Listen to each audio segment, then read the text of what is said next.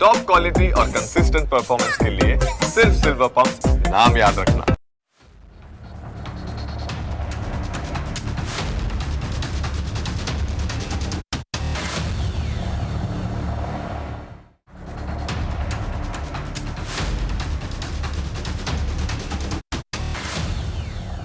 આપણા દેશના કરોડો યુવાનોની આંખોમાં એક સ્વપ્ન હોય છે અને એ છે ગમે તે ભોગે બસ એક સરકારી નોકરી મેળવવી. લાલબત્તી કે ખાકી વર્દી મેળવવા યુવાનો પોતાની જિંદગીના સોનેરી વર્ષો હોમી દેતા હોય છે. તહેવારો ભૂલી જાય છે, મિત્રો છૂટી જાય છે, તેમની આખી દુનિયા પુસ્તકોમાં સમાયેલી હોય છે. પણ જ્યારે વર્ષોની આ આકરી તપસ્યા આ લોહીનું પાણી કર્યા પછી પણ પરિણામ શૂન્ય આવે ને ત્યારે યુવાનની નજર સામે જીવતે જીવ અંધારપટ છવાઈ જાય છે, જાણે કે આપ તૂટી પડ્યું હોય. આવા જ એક આશાસ્પદ અને માસૂમ યુવાને જિંદગીની આ ક્રૂર જંગમાં હારીને આખરે મોતને વહાલું કરી દીધું. એનું નામ હતું આનંદ. પોતાનો દીકરો સાહેબ બનશે એવા સપના જોતા પિતા અને પરિવારને ક્યારે ન રૂજાય એવો જીવલેણ આઘાત આપીને એ કાયમ માટે પોડી ગયો. જતાં જતાં એક ધ્રુજતા હાથે એક નાનકડી સુસાઇડ નોટ છોડી ગયો, જેમાં જે લખ્યું હતું, સોરી પપ્પા. જરા વિચારો, એ આખરી પળોમાં એ દીકરાનું દિલ કેટલું રડ્યું હશે. પિતાની અપેક્ષાઓ પૂરી ન કરી શકવાનો કેટલો અસહ્ય બોજ એના કુમળા મન પર રહ્યો હશે. એ કમનસીબ બાપ માટે પોતાના જુવાન જોત દીકરાના પાર્થિવ દેહને ખભો આપવો અને એના છેલ્લા શબ્દો વાંચવા કેટલું મુશ્કેલ રહ્યું હશે. એ પીડાને શબ્દોમાં વ્યક્ત કરવી મુશ્કેલ છે. આનંદ માંડ 23 વર્ષનો એક તેજસ્વી નવયુવાન હતો. કાનપુરની ખાનગી કોલેજમાં 2024માં બીટેક ઇલેક્ટ્રિકલ એન્જિનિયરિંગની આખી બેચનો એ ટોપર રહ્યો હતો. એટલું નહીં, આખા ઉત્તર પ્રદેશ રાજ્યમાં એણે 3જો રેન્ક મેળવ્યો. 13 ઓગસ્ટ 2024નો એ દિવસ કોઈ સુંદર સપના જેવો હતો. કોલેજના એક ભવ્ય સ્ટેજ પર તાળીઓના ગડગડાટ વચ્ચે આનંદના ગળામાં ચમકતો ગોલ્ડ મેડલ પહેરાવવામાં આવ્યો હતો. તેના પિતાની આંખોમાંથી ગર્વના આંસુ વહી રહ્યા હતા. આપણે નાનપણથી આપણા બાળકોને જે રસ્તો બતાવીએ છીએ એ બધું જ આનંદે અક્ષરશ કરી બતાવ્યો હતો. એણે મન લગાવીને રાત દિવસ એક કર્યા, ક્લાસમાં હંમેશા ટોપ આવ્યો અને પોતાના આખા પરિવારનું નામ રોશન કર્યું. એણે પોતાની તરફથી કોઈ કસર નહોતી છોડી.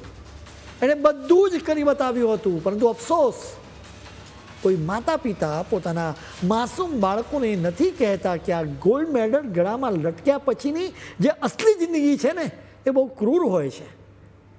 સ્ટેજની જાગમજાળ પાછળ બેરોજગારી અને સંઘર્ષની એવી ખીણ છુપાયેલી હોય છે જે આવા તેજસ્વી હીરાઓને પણ અંદરથી સાવ તોડી નાખે છે અને છેલ્લે એમના શ્વાસ છીનવી લે છે. બિહારના બક્સરનો વતની આનંદ ગ્રેજ્યુએશન પૂરું કરીને બેસી ન રહ્યો. એણે પાવર ગ્રીડમાં 1 વર્ષ જીવ રેડીને એપ્રેન્ટિસશીપ કરી, સાચો અનુભવ મેળવ્યો. એક શાનદાર કોર્પોરેટ કારકિર્દી એની સામે લાલ જાજમ પાથરીને ઊભી હતી. પણ એ તો બસ એક જ જીદ, એક જ સપના પાછળ દોડ્યો. આ સપનું હતું સરકારી નોકરી મેળવવી. તેણે રેલવે, એસએસસી, બેંક અને શિક્ષણ વિભાગ દ્વારા લેવાતી તમામ એવી ભરતીની પરીક્ષાઓ આપી. એક પરીક્ષા આપી ને હાર્યો, બીજી આપીને નિષ્ફળ ગયો, ત્રીજી આપીને ફરી પછડાયો. સતત તેને હાર જ મળતી રહી. તેણે 50 વખત પરીક્ષાઓ આપી. જરા આંખો બંધ કરીને કલ્પના તો કરો, 50 જુદા જુદા પરીક્ષા હોલ, 50 વખત નવી આશા સાથે ભરેલા સરકારી ફોર્મ, અને આ તમામ વખત તેને નિષ્ફળતા જ મળી. જેના લીધે આનંદ અંદરથી તૂટતો રહ્યો. તે નાસીપાસ થઈ ગયો. સરકારી નોકરી ન મળવાના કારણે આનંદ ઘણા સમયથી ડિપ્રેશનમાં સરી પડ્યો હતો. આનંદનો મોટો ભાઈ અમિત અને બહેન પ્રિયા બિહારમાં સરકારી શિક્ષક તરીકે નોકરી કરે છે. વર્ષ 2011માં જ આનંદની માતા શાંતિદેવી બીમારીના કારણે દુનિયા છોડી ગયા હતા. એટલે ઘરમાં માની મમતાનો છાંયડો પણ ન હતો. અમિતના લગ્ન માટે છોકરી જોવા માટે આ પરિવારે બિહાર જવાનું હતું. આનંદે પણ સાથે જવાનું હતું. પરંતુ છેલ્લી ઘડીએ તેણે ના પાડી અને કાનપુરમાં જ રોકાઈ ગયો. આખરે 17મી જુલાઈ શુક્રવારે બપોરે અંદાજે 1 વાગે જ્યારે ઘરકામ કરતી મહિલા ત્યાં પહોંચી ત્યારે ઘરનો દરવાજો અંદરથી બંધ હતો. એણે ઘણી બૂમો પાડી પરંતુ અંદરથી કોઈ જ અવાજ ન આવ્યો. કશું અજુગતું બન્યાની શંકા જતાં તેણે તરત જ પરિવારના લોકોને અને પોલીસને ફોન કર્યો. પોલીસ ઘટના સ્થળે દોડી આવી. દરવાજો તોડવામાં આવ્યો ત્યારે સામેનું દ્રશ્ય જોઈને કાળજું કંપી ગયો. રૂમમાં પંખા સાથે કપડાના ફંદા બનાવીને આનંદનો મૃતદેહ લટકી રહ્યો હતો. બાજુમાં જ એક સુસાઇડ નોટ મળી આવી. દીકરાના મોતના સમાચાર મળતા જ આખો પરિવાર કાનપુર દોડી આવ્યો. જે ઘરમાં ખુશીઓ આવવાની હતી ત્યાં આક્રંદ ગુંજી ઉઠ્યું. આનંદે સુસાઇડ નોટમાં લખ્યું હતું, સોરી પપ્પા, મેં સરકારી નોકરી મેળવવા લગભગ 50 વખત પ્રયત્નો કર્યા, પરંતુ હું સફળ ન થઈ શક્યો. મને માફ કરી દેજો. હવે સવાલ થાય કે આનંદે કેમ નોકરી ન મળતા આત્મહત્યા કરી? કેમ કે તે ઈચ્છતો હોત તો ખાનગી કંપનીમાં કામ કરી શક્યો હોત.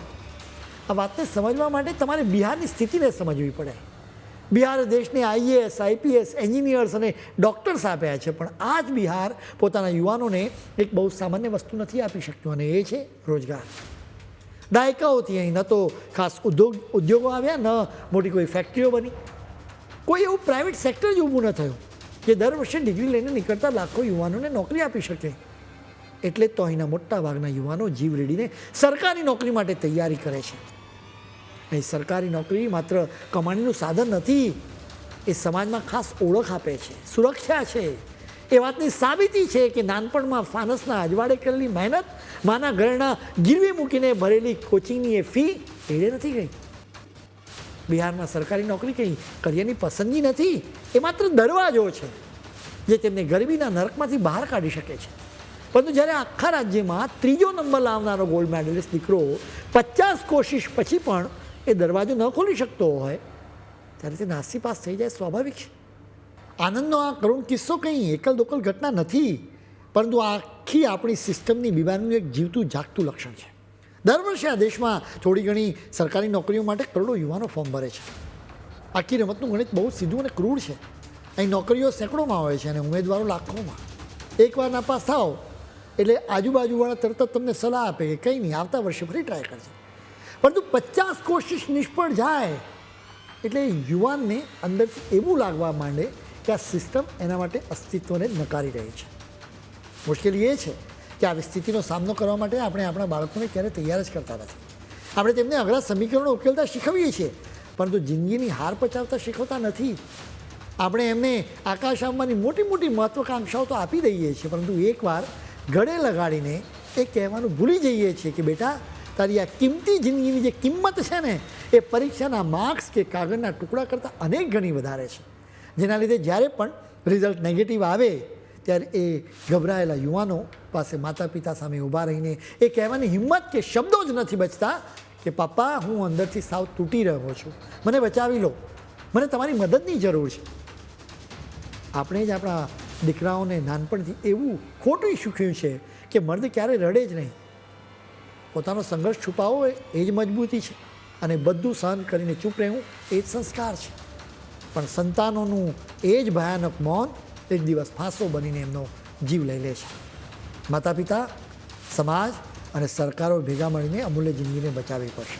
સંતાનોને કહેવું પડશે કે જિંદગી કંઈ રેસ નથી, સાથે એમ પણ કહેવું પડશે કે ચાલ જીવી લઈએ.